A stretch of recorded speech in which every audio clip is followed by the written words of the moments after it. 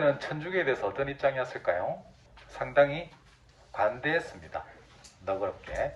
그 이유는 뭐냐면 당시 정치 상황을 보면 중앙 정치의 이 노른자라고 하지. 이 노른자는 누가 차지하고 있었을까? 권력의 노른자는 이 노론이 차지하고 있었지.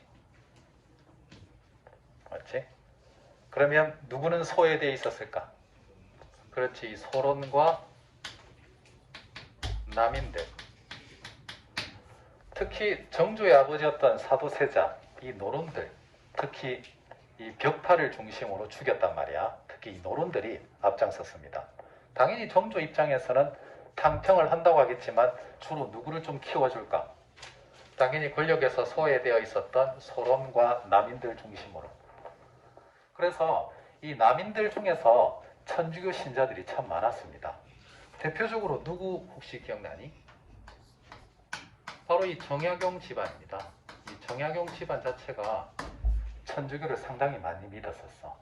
그리고 정약용, 조선의 천재죠. 정조도 이 정약용을 얼마나 아꼈었는지 여러분들도 잘 알고 있죠. 정조 때만 하더라도 이 천주교에 대해서 약간 어떤 입장이었다? 좀 알면서도 모르는 척하면서 이렇게 조금 이렇게 어느 정도 인정해주고 있었어. 그런데 정조가 1800년에 돌아가시죠. 여러분들 기억하기 쉽게.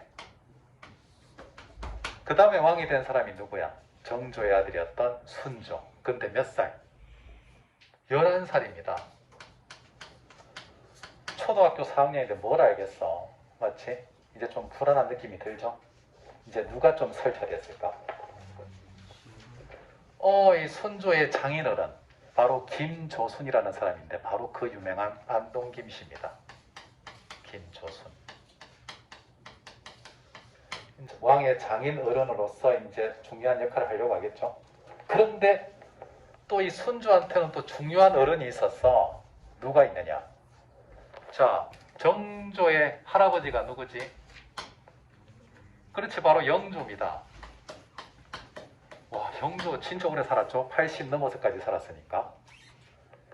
영조가 66세의 나이에 새 왕비를 드립니다. 그러니까 후궁, 첩이 아니라, 그러니까 빈이 아니라 정식 왕후를 맞이해. 몇 살 때? 66세 때. 왜? 왕비 자리가 비어 있으니까. 그때 몇 살 왕비를 맞이하느냐? 왕비 나이가 15살. 역대급 나이 차입니다. 51살이야. 이 왕비가 그 유명한 정순왕후야.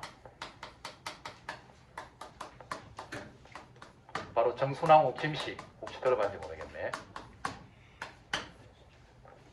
관계상으로는 뭐야? 이 여자랑 정조랑 할머니지? 근데 나이 차가 한 7살 정도? 할머니 내 누나야. 그러면 순조랑 이 여자의 관계는 뭐야? 정조 할머니죠. 그러니까 이 여자가 살아있으니까 결국 이 여자가 상당한 역할을 했겠지. 대비로서. 이 여자가 바로 집안이 어떤 집안이었을까? 이 노론 집안이야. 당연히 이제 순조 때 어떤 일이 벌어질까? 이 애를 싹 좀 정리하고 싶겠지? 어떤 좋은 명분이 있을까? 바로 이 천주교. 서양 세력과 연결되어 있다. 결국 이렇게 하면서 천주교 신자들을 대대적으로 탄압하겠죠. 바로 그게 그 유명한 1801년의 신유학회입니다.